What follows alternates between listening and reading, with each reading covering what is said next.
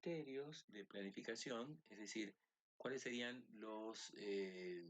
digamos, los puntos de vista que hay que tener cuando uno evalúa, digamos, un algoritmo. Los algoritmos serían evaluados por algunos de estos criterios. Por ejemplo, mi algoritmo de planificación hace que se use permanentemente la CPU o tiene tiempos muertos y entonces hay veces que la CPU no está haciendo algo útil. Entonces, bueno, el porcentaje de uso de la CPU es uno de los parámetros que va a evaluarse cuando yo elija un algoritmo. El rendimiento, ¿qué cantidad de procesos por unidad de tiempo es capaz de ejecutar este algoritmo? Es decir, la cantidad de procesos por unidad de tiempo. El tiempo de respuesta, esto es, desde que un proceso cuando se está ejecutando y un usuario hace una solicitud mediante el teclado o mediante el mouse para ser atendido, porque ingresa datos y da enter, por ejemplo, bueno, ¿cuál es el tiempo de respuesta al usuario que está esperando por una pantalla? A eso se refiere el tiempo de respuesta, mientras que el tiempo de espera es la sumatoria de todos los tiempos de espera de que el proceso ha pasado volviendo de CPU, o sea, volviendo de ejecución o volviendo de un estado de bloqueo, se pone en cola de espera, bueno, la sumatoria de todos los tiempos de cola de espera que el proceso ha pasado por la cola ready. Hay digamos, acá hay un error, este tiempo de respuesta que aparece aquí es en realidad el tiempo de retorno, turn around, es la cantidad de tiempo que desde que se inicia el proceso hasta que finaliza su última instrucción. Y este tiempo de respuesta que aparece aquí es la cantidad de tiempo que lleva desde que se envió la solicitud hasta que se produce la primera respuesta, no la salida, que es el caso que yo decía de la pantalla que estoy esperando por un dato. Bien, ¿qué sería deseable que el algoritmo me produzca? Que la utilización de la CPU sea máxima, que tenga un máximo rendimiento, la mayor cantidad de procesos por unidad de tiempo se ejecuten, que el tiempo de retorno, o sea, el tiempo total de retorno, desde entrar un proceso hasta que se termine, sea mínimo, que el tiempo de espera sea mínimo, que los procesos no pierdan mucho tiempo haciendo cola en cola ready, y que el tiempo de respuesta en el caso de los sistemas interactivos, entre que solicita un dato y el sistema comienza a responder por pantalla, sea mínimo también. Bien, lo que vamos a ver es un primer criterio de planificación, que es el algoritmo de planificación FCFS, que es el First Come First Server, que es nuestro conocido FIFO. Así que vamos a suponer que tengo tres procesos, el P1, el P2 y el P3, con ráfagas de tiempo. Esta es la ráfaga de tiempo que necesita el proceso 1 en este momento. Cuando le den ejecución, el 2, 3 y el 3, otros 3. Ahora supongamos que los procesos llegan en el orden P1, P2, P3. Entonces, como llegan en ese orden, y este criterio de planificación es por orden de llegada, así que el proceso P1 ingresa, toma el control de la CPU, y bueno, recién va a soltar la CPU cuando pasen 24 unidades de tiempo, para que entonces tome el control del segundo proceso, que es el que venía por detrás, y luego el tercer proceso. Los tiempos de espera de cada uno van a ser 0, porque no esperan nada, ninguno, el proceso 1, luego 24, y luego 27 los tiempos que estuvieron esperando los procesos 2 y 3 respectivamente. El tiempo de espera promedio es la suma de los tres tiempos de espera y me da un promedio de 17. Mientras que si yo hubiera, en vez de planificarlo por orden de llegada, hubiera dicho no, tienen que ordenarse de menor a mayor por las ráfagas de CPU, entonces, por ejemplo, podría decir que el proceso 2 y el proceso 3 ingresen primero a la CPU y luego el proceso 1, que es el proceso más largo. Fíjense que entonces los tiempos de espera bajan drásticamente, baja a 3. Entonces, bueno, eso ya es un objetivo como para elegir el planificador, digamos, de first come first server no es tan bueno, sino que habría que ordenarlos de menor a mayor en estas ráfagas, en los tiempos de ráfaga de CPU. Si no, me producen un efecto convoy, el caso del first come first server, porque él va a salir de ejecutar en la CPU, luego va a entrar una entrada-salida, va a volver y él va a volver a tomar control de la CPU. Por eso sería como un efecto convoy, es decir, un tren, donde la máquina va adelante y la máquina es el proceso que más tiempo está en uso de la CPU y los hace esperar los vagones, que son los otros procesos cortos. Este es el caso de los procesos limitados por CPU o CPU bound, que hacen esperar a los procesos que vienen limitados por entrada-salida. En cambio, si ahora planifico de la forma shortest job first, es decir, el trabajo más corto primero va a ser planificado, entonces con esa ráfaga de CPU que tenía como dato, los ordeno de menor a mayor y entonces, de alguna manera, como veíamos en un ejemplo numérico, baja sensiblemente el tiempo de espera cuando lo hago de menor a mayor. Claro, decimos el SJF es óptimo porque proporciona un tiempo de espera mínimo para un conjunto de procesos dados. Pero ¿cuál es el problema? Que esto es una utopía. Es una utopía en el sentido de que no sé cuánto va a durar la próxima ráfaga de CPU. Pero bueno, esto de preguntarle al usuario, el usuario podría hacer una estimación, pero sabemos que un proceso no hace una sola ráfaga de CPU, sino que hace ráfaga de CPU, entrada, salida, CPU, entrada, salida, CPU, entrada, salida, así que constantemente está en esa alternancia de uso de CPU y de entrada, salida. Acá tenemos entonces lo que decíamos, que un tiempo de medio de espera va a ser mínimo cuando los procesos sean ordenados de menor a mayor en su longitud de la ráfaga de CPU. Lo que se podría hacer es hacer una predicción. Por ejemplo, suponer que en la próxima ráfaga va a ser de 10 unidades de tiempo, supongamos milisegundos, y la verdad es que el proceso empieza con 6 milisegundos por un tiempo, hago nuevamente paso un milisegundo, entonces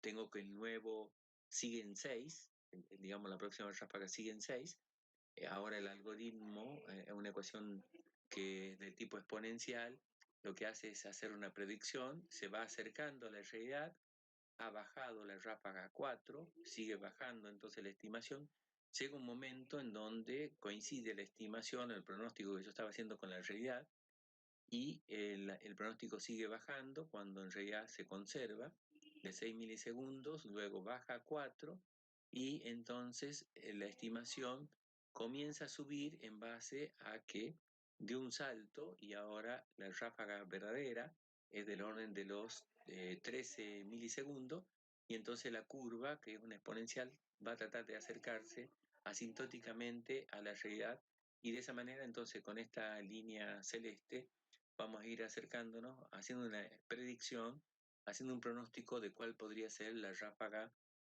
próxima de CPU. Este otro tipo de algoritmo es la versión apropiativa del SJF, es decir, la versión expulsiva que va entonces, llega un proceso a la cola ready y entonces ese proceso vamos a suponer que tiene una ráfaga de CPU más corta que el que se está ejecutando, que lo que le resta al proceso hilo que se está ejecutando. ¿Resta por qué? Porque puede haber entrado con una ráfaga de 8 milisegundos y cuando llega este nuevo proceso le faltan, por ejemplo, 6 milisegundos para completar. Pero el que acaba de llegar es de 4, por ejemplo. Entonces, el que está llegando tiene una ráfaga de CPU más corta que lo que le falta al proceso para terminar esa ráfaga, por lo tanto expulsa al proceso que estaba en ejecución y toma control este nuevo proceso. Bueno, el caso que tomamos aquí es que estos procesos tienen un tiempo promedio de espera de 6,5 milisegundos. Bien, una forma de caracterizar a este algoritmo SJF el más corto de los trabajos primero, es decir, que se ha planificado por prioridad. El más importante se lo ha planificado primero y el más importante es aquel que tenía la ráfaga de CPU más corta, ¿sí? Por eso la diapositiva dice eso.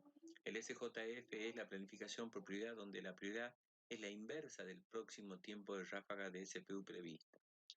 ¿Qué se hace para los algoritmos que se planifican por prioridad? Bueno, se le asocia a cada proceso con un número que representará la prioridad. Ese número entero puede ser que cuando es más grande, la prioridad es más chica del proceso, o cuando el número es más chico, entonces la prioridad eh, digamos, también sigue proporcional, o sea, o es inversamente proporcional a un número mayor, la prioridad es menor, o a un número mayor, la prioridad es mayor. Dependiendo, digamos, del tipo y del sistema operativo, hay sistemas operativos que siguen una tendencia, una línea, y otros de otra manera.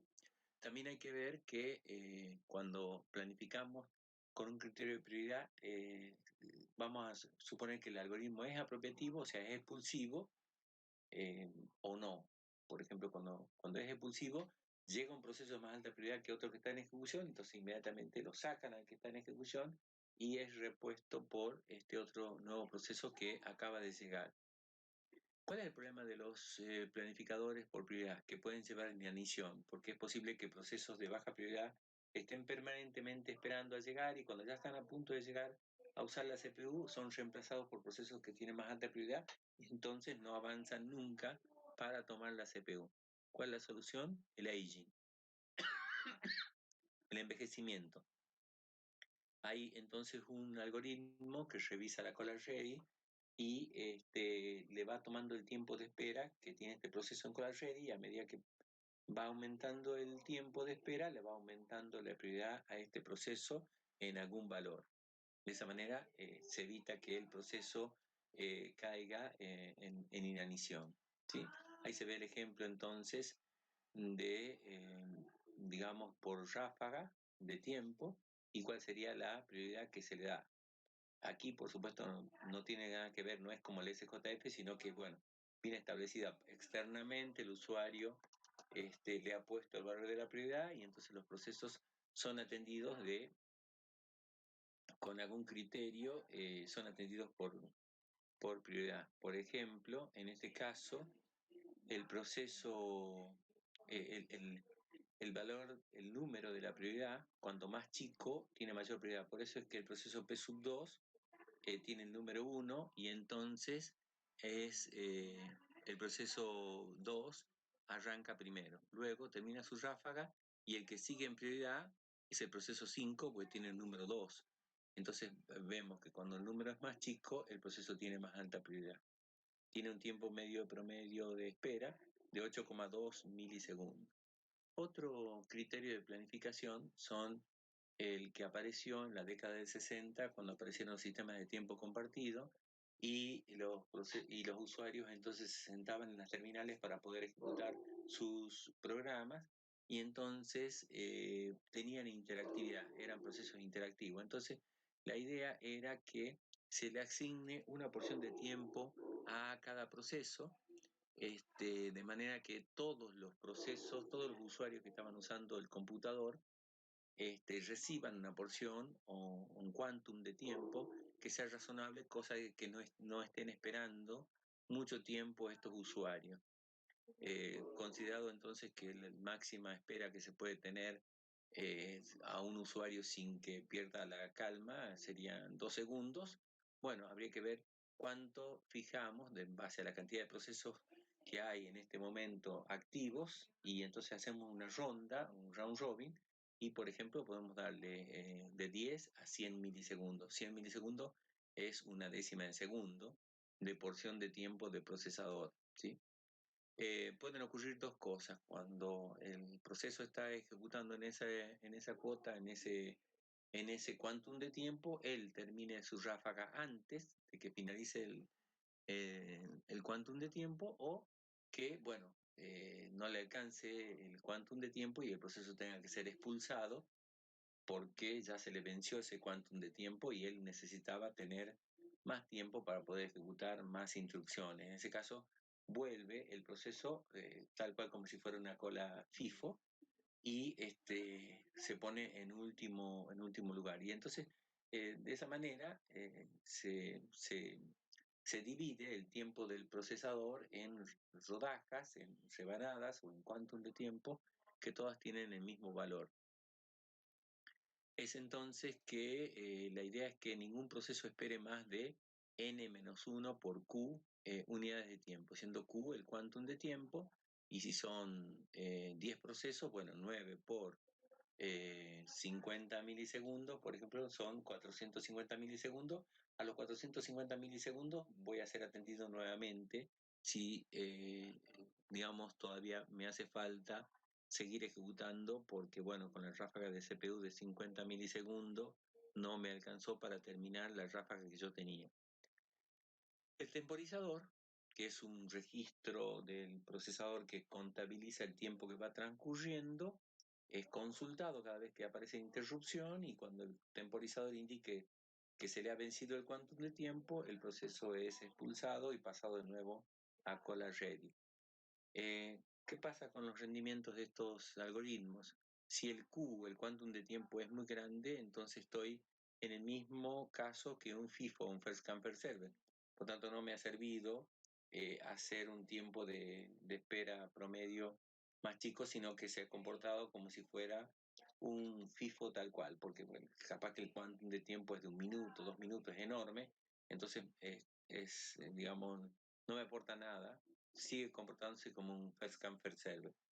Y si el quantum de tiempo es pequeño, es demasiado pequeño, entonces me paso la vida haciendo cambios de proceso y la verdad que el rendimiento del sistema cae porque, bueno, paso con mucha sobrecarga, mucho overhead del planificador, sacando y poniendo procesos muy rápidamente. Entonces, como dice este consejo, el Q, el quantum de tiempo debe ser grande con respecto al cambio de contexto, porque si no, bueno, el overhead, la sobrecarga va a ser demasiado alta.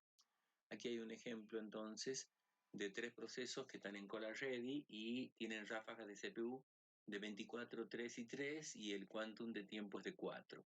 Arranca el proceso 1, porque es el primero que llegó en la cola, decíamos, es como si fuera una cola FIFO, a los 4 milisegundos se corta, se le da al proceso 2, se le pretende dar 4, pero él se va antes, se va a los 3, luego se le da 4 al proceso 3, pero él se va antes porque tiene 3, y a partir de ahí, entonces lo único que queda es el proceso 1, y estas interrupciones hacen que sea expulsado, pero bueno, como se dan cuenta que no hay nadie más, ningún otro proceso, otros 4 milisegundos se le va dando hasta que complete su ráfaga de CPU. Normalmente entonces el tiempo de respuesta promedio es mayor que el SJF, pero mejor el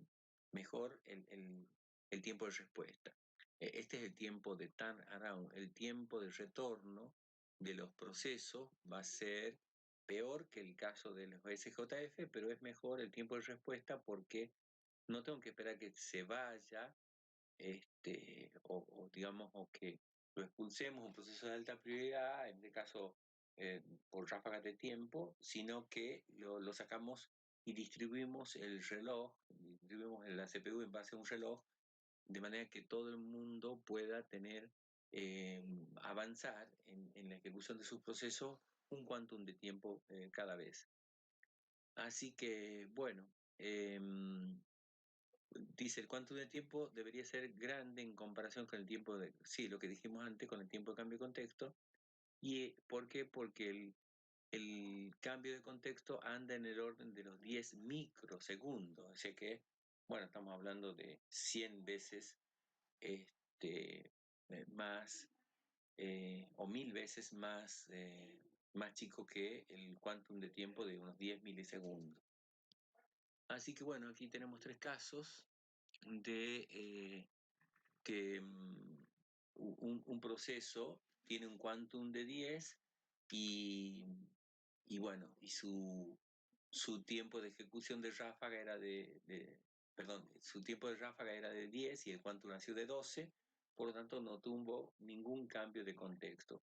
En cambio, si el quantum de tiempo hubiera sido de 6, ha tenido un cambio de contexto. Aquí tuvimos que, digamos, es interrumpido, es analizado y entonces, bueno, pasó al kernel, el kernel evaluó que no se le ha vencido todavía el quantum de tiempo, por lo tanto vuelve a poner el mismo proceso. Y aquí, si el quantum de tiempo es de 1, ha tenido 9 cambios de contexto, porque 9 intervenciones del kernel para ver si ya llegó a su fin el quantum de tiempo de este proceso. Lo que vemos en esta diapositiva es 4 procesos con tiempos totales de ejecución 6, 3 y 1. Por eso dice que el promedio del tiempo total de ejecución o del tiempo de retorno, si el quantum de tiempo es de 1, entonces será de 11 unidades de tiempo. Si el quantum de tiempo es de 2, crece el tiempo total de retorno de los procesos a 11,5. Si el quantum de tiempo es 3, baja menos de 11. Si el quantum de tiempo es de 4, sube igual que si fuera de 2. Y si el tiempo es de 5, sube más a 12,25. Y en cambio, si el quantum de tiempo es de 6, baja a 10,5 como si el quantum de tiempo es de 7. Es decir que, fíjense que si no fuera empírico esto, digamos, no habría forma de ver si el quantum de tiempo está bueno o está malo, sino verdaderamente no lo verificamos en plena ejecución. Otra forma de encarar el algoritmo de planificación es que los procesos sean catalogados con clases, y hay tipos de procesos que son interactivos o procesos batch, y entonces, bueno, a los procesos interactivos les doy más prioridad y los pongo en un tipo de cola más prioritaria. En cambio, los procesos batch los voy a ejecutar solo cuando no haya ningún proceso interactivo, es decir, como se dice, al fondo, ¿sí? Los procesos entonces siempre estarán en un tipo de cola, ellos salen para esperar por una entrada-salida y bueno, ahora se va planificando los otros procesos si hay en la misma cola. Si ya no hay en esa cola, se baja a ver si hay procesos en colas de menos prioridad. Cada cola tiene su propio algoritmo de planificación. Por ejemplo, en el caso de los procesos interactivos o de primer plano, que están usuarios que están esperando por ventanas, por ejemplo, puede ser round robin la planificación, mientras que si estoy por planificar y administrar la cola ready para procesos que son batch, estos procesos que no tienen interacción humana, bueno, los voy a mandar al fondo, y estos procesos, una forma justa de tratarlos es con first come first serve, digamos, para que sea no apropiativa, que ellos se vayan cuando ellos hagan las entradas y salidas, no para que uno los saque a los procesos, ¿sí? La planificación, entonces, debe hacerse entre las colas. Tengo que fijar con qué criterio planifico en forma vertical. En general, lo que se hace es con una prioridad fija, es decir, cada cola tiene una prioridad fija y, como decía recién, no atiendo a alguien de una cola determinada si estoy seguro de que en las colas de nivel superior no hay nadie. Pero tiene como inconveniente que esto puede llevar a inanición. Y por otro lado, puedo también asignar un quantum de tiempo a cada cola. Por ejemplo, a la cola más prioritaria le puedo dar el 80% y a la menos prioritaria le puedo dar el 20% de la CPU. Esto es un ejemplo donde se podría dar una planificación de colas multinivel, en donde hay procesos del sistema, estos son los demonios que podrían ser ejecutados por prioridad, y en orden FIFO, por ejemplo. Luego puedo obtener procesos de usuario interactivos menos prioritarios que los otros, y cuando yo ejecute algunos procesos interactivos es porque estoy seguro que no hay ningún proceso del sistema, y esta cola de planificación podría ser round robin, distribuyendo el tiempo del procesador en quantum de tiempo para los procesos interactivos. Si el usuario va a estar editando o usando el Word, por ejemplo, para escribir una nota, una carta, un libro, entonces va a tener menos prioridad porque bueno, en general se demora en tipear y entonces es posible, sí, que él está tipeando y todavía no le aparece la respuesta de las teclas que él va oprimiendo en el teclado en la pantalla, pero bueno, no es tan importante como un proceso interactivo donde él está cargando datos y espera resultados inmediatamente. Aquí está editando un texto. Bien, si no hay ningún proceso digamos, de este tres tipos, entonces, bueno, podría ejecutar procesos que están en en esta cola, que son los procesos batch, es decir, procesos que no tienen interacción humana, y estos lo más justo es planificarlos en orden FIFO o first come first server, porque de esa manera ellos se van solos y no estoy perdiendo el tiempo en cambios de contexto cuando sea apropiativo el planificador. Y por debajo, bueno, también procesos de estudiantes que podrían ser perfectamente atendidos en un tipo round robin para que entonces le toque un poco de tiempo de procesador a cada uno de los procesos del sistema. Una variante de las colas multinivel es hacerlo con retroalimentación, es decir, los procesos podrían entrar en una cola y luego, si ellos, eh, digamos, no les alcanza el tiempo de ráfaga de CPU, van cayendo en nivel de prioridad y entonces, bueno, irán a una cola menos prioritaria. Entonces, lo que hay que definir cuando yo tengo y al revés, cuando un proceso pasa mucho tiempo y no está siendo atendido, es posible que lo haga subir a una cola más prioritaria porque, bueno, el tiempo de espera que tienen ya es demasiado. Las colas multinivel tienen algunos parámetros que hay que definir. Primero, qué cantidad de colas, como el caso que vimos recién puede tener 4 o 5 colas, en este caso 5 colas, qué algoritmo de planificación se usa en cada cola, qué método se usa para actualizar un proceso, es decir, cuando ingresa el proceso, y bueno, si él se va antes que lo corran, entonces el proceso podría premiarse, o por ejemplo, al revés, cuando el proceso llega y entonces este proceso no le alcanza la ráfaga del CPU y entonces el proceso es penalizado y cae a una cola de menor prioridad. Y bueno, en el momento que ingresa el proceso, ¿a qué cola, con qué criterio de prioridad va a ingresar? ¿En qué cola va a ingresar? Aquí vemos un ejemplo donde hay tres colas y las colas aquí son por quantum de tiempo. Fíjense que al comienzo ingresa un proceso, se le da un quantum de 8 unidades de tiempo u 8 milisegundos. Si le alcanza para ejecutar su ráfaga de CPU, perfecto, se va. Pero si no le alcanza, es penalizado y entonces cae una cola de 16 unidades de tiempo o milisegundos. Entonces, si los 8 más los 16, o sea, 24 unidades de tiempo no es suficiente para que él complete su ráfaga de CPU, nuevamente es penalizado y cae ya a una cola de first come first server donde no hay límite de tiempo y bueno, el tipo de planificación que tiene es no apropiativa y él se irá cuando él haga las llamadas al sistema para algún servicio de bloqueo. Así que bueno, este es otro criterio de planificar procesos con colas que tienen valores de ráfagas de CPU que son de las más chicas a las más grandes y también es una forma de catalogar la importancia que tiene los procesos.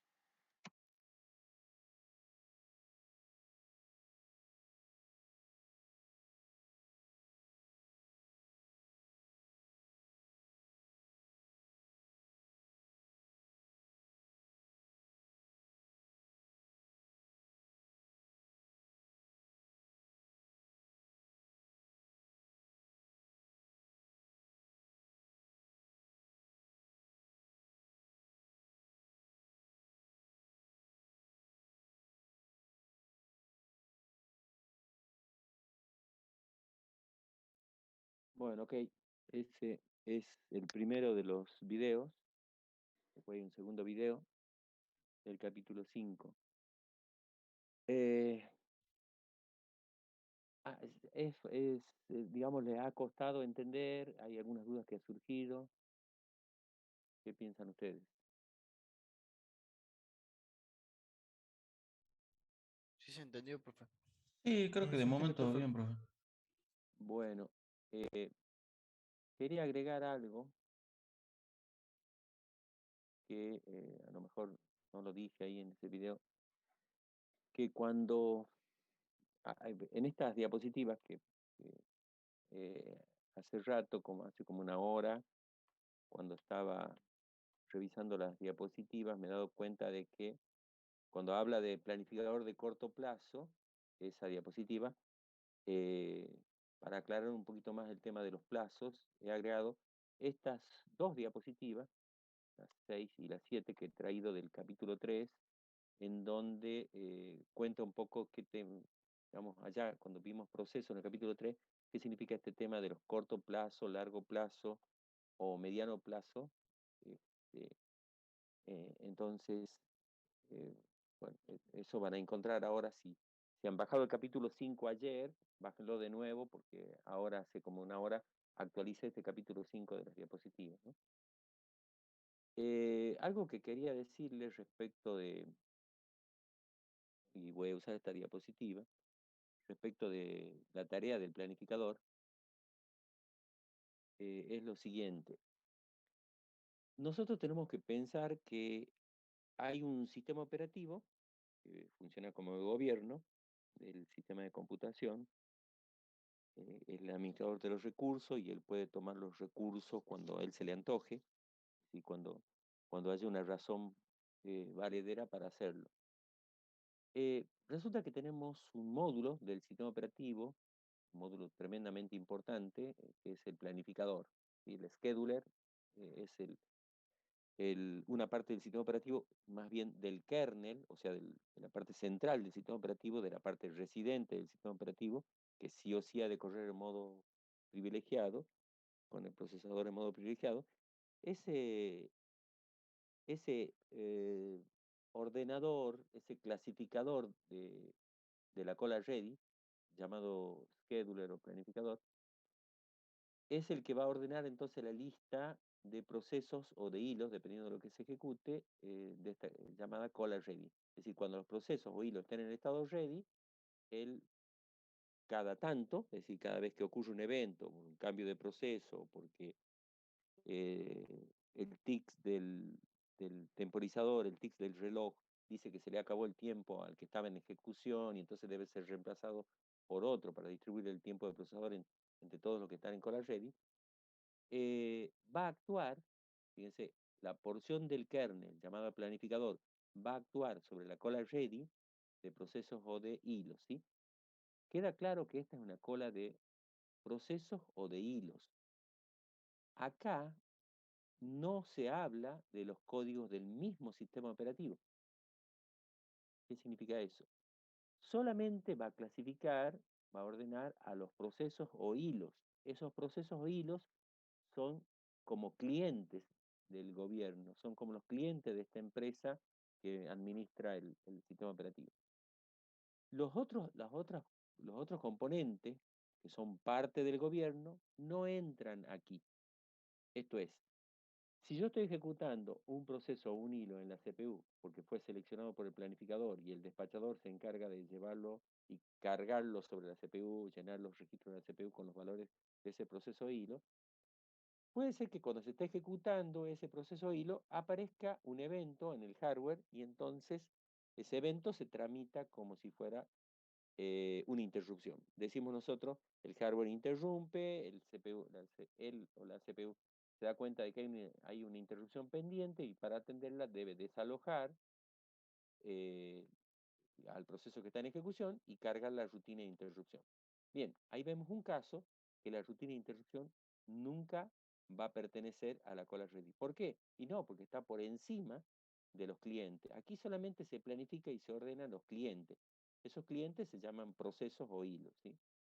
O sea, la gente más importante, la gente que pertenece al gobierno, o sea, la gente que pertenece al kernel, hablando de gente como si fueran procesos, eh, no son clasificados. Ellos pueden entrar por la ventana. Ellos no toman la CPU pasando por esta cola. Ellos caen de improviso, digamos, como por ejemplo pueden ser las rutinas de interrupción. como por ejemplo pueden ser módulos del sistema operativo que son tremendamente importantes y que no llegan a tener la categoría de proceso. Tener la categoría de proceso o la categoría de ciudadano, como yo hice la analogía entre ciudadano y proceso, es, digamos, ser un programa tipificado por el sistema operativo como cliente y se le va a asignar CPU. Pero hay, digamos, personas, como los fiscales, como los legisladores, como los gobernadores, como los embajadores, que son especiales. El gobierno ha decidido que esas personas no pasan por el control. Así que un embajador sale del país, pasa por aduana sin mostrar su valija. Ya se ha demostrado que esa conducta lleva a mucha corrupción. Cuando pasa alguien por un control caminero, digamos, sale de Tucumán, va hacia Santiago, va hacia Salta, y se dan cuenta que es el gobernador, directamente hacen la seña, los policías o el control, y lo saluda y siga. O sea, son personas especiales que pasan porque tienen fueros y no entran en la calidad de ciudadano común. Aquí se ordena a los ciudadanos comunes. Entonces, tengan en cuenta que lo que el planificador ordena son procesos o hilos. Si el sistema operativo es del tipo monolítico, todo el código del sistema operativo, todos los programas, todos los administradores de memoria virtual, de paginación, de cola de impresión, etcétera, son módulos dentro del sistema operativo y esos, cuando son necesarios, directamente desalojan la CPU. Por supuesto, lo llaman, digamos, a la parte del despachador para que haga un desalojo en orden, de manera que quede pendiente ese proceso de seguir ejecutándose apenas lo desocupe ese módulo del sistema operativo, pero ellos entran por la ventana, no pasan por esta cola, ¿sí? Eso quería decirles. Así que el planificador no reordena sus compañeros, digamos, que son módulos del sistema operativo, salvo que el sistema operativo sea del tipo microkernel. Si el sistema operativo es del tipo microkernel, ustedes han visto que los microkernel tienen solo unos cuantos módulos dentro de lo que se llama microkernel, que son los que atienden las interrupciones, está el planificador mismo, el que atiende la sincronización de procesos, que son herramientas como semáforo, que lo veremos en el capítulo que viene. Salvo esas partes, que no son procesos ni hilos, el resto de los administradores, de los servidores de ese sistema microkernel son procesos. Así que los microkernel han sacado del kernel y lo han pasado a nivel de proceso a un montón de administradores. Como les decía, administradores que pueden esperar, administrador de archivo, administrador de memoria virtual, tienen la misma categoría de los procesos de clientes de usuarios, digamos. Son procesos. Obviamente que esos procesos del sistema tienen mucho más prioridad que los procesos de usuario. Por lo tanto, si ellos quieren ejecutarse, bien, pasarán a cola ready, pero normalmente el planificador los pone adelante, digamos, tienen mucha prioridad. Se van a ejecutar los procesos del sistema antes que los procesos de usuario, ¿sí? Pero salvo el caso de microkernel, si el sistema operativo, este, como el caso de microkernel, no ha elegido parte del sistema operativo como proceso, bien, todo lo que no sea proceso toma por asalto la CPU y sin pasar por el planificador, ¿sí? Así que ahí eso quiero que les quede claro, ¿no? No sé si entienden lo que quise decirles. ¿Se entiende, Edgardo? ¿Se entiende lo que decía? Sí, Bueno, ok. profe. ¿Quién quiere hablar? Sí, ok. Bueno, dicho eso, bueno, los dejo. Este, vayan seguramente a almorzar o comer y bueno, y después siguen con las otras clases. Em, Está pensado entonces que vamos a tener para el segundo parcial, a ver, voy a compartir, este, qué es lo que tenía. Bien, aquí tengo, en el segundo parcial, aquí estamos viendo, estamos viendo la diapositiva de la planificación de la materia. Entonces tenemos, está puesto aquí, en el cronograma, está puesto el día de hoy, que hoy vemos planificación de la CPU, capítulo 5. La semana que viene empezamos con capítulo 6, que es herramienta de sincronización, y vamos a abarcar 3 semanas. ¿Por qué? Porque el capítulo es denso, es largo y tiene algunos conceptos complejos, ¿sí? El capítulo 6. Recién la cuarta semana vemos el capítulo 7, que es corto, algunos ejemplos de herramientas, algunos ejemplos de programas, digamos, de sincronización. El siguiente lunes es feriado, cae el 20 de junio, y el siguiente lunes consultas para el parcial, que va a ser el sábado 2 de julio. El sábado 2 de julio es entonces el segundo parcial. Profe, ¿sabe algo de Sí. las notas del primer parcial? No, el compromiso del profe Ernesto es que va a estar para el jueves, digamos. O sea que hay que esperar 3 días más, digamos. Ahí seguramente va a enviar o va a poner en la página un listado de los legajos de ustedes, no va a haber apellido y nombre, sino legajo, y ahí va a estar asociada la nota del primer parcial. Y aquí la señorita preguntaba con cuánto se regulariza. Micaela, se regulariza con 4, ¿sí? 4 en todos los parciales. Si vos sacás en los 4 parciales 4, listo, está regularizada, ¿sí? El asunto es no tener menos de 4 en ningún parcial. Un 350 es desaprobado. No redondeamos. Bueno, ok. Ok, chicos, ¿algo más que quieran preguntar? Si No, no, bueno, profe, nada más. bueno, No, entonces nada, profe. en el transcurso de la semana, por favor escuchen de nuevo este capítulo 5A y el 5B en 2 videos. Es un capítulo corto, en 2 videos pueden entonces escucharlo y entenderlo y empezar a contestar las preguntas que tiene el capítulo 5. Las preguntas también están en la parte del sitio del sistema operativo, que es transparencia de clases. Ahí está clasificado, ya lo ordené un poco, lo que es primer parcial y segundo parcial. Y ahí están entonces los, el material de estudio. Dale, chicos, que estén muy bien. A cuidarse del frío. No, profe, Nos vemos. tenga buen día. Profe, que ande bien.